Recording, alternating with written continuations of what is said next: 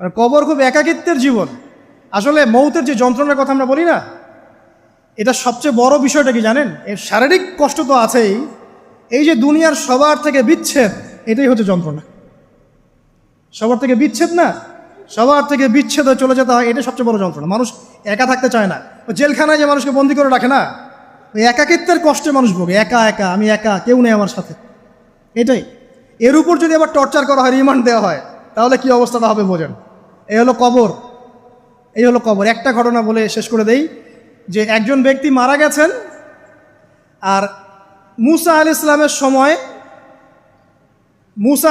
সময় মানে বানু ইসরায়েলের কোনো এক নবী, আমি ঠিক নাম বলতে পারবো না যে কোন নবী, কারণ নামটা হাদিসে আসে নাই, কোনো একজন নবী আল্লাহর কাছে দোয়া করছেন, আল্লাহ মৃত মানুষের সাথে আমার একটু কথোপকথন করায় দাও।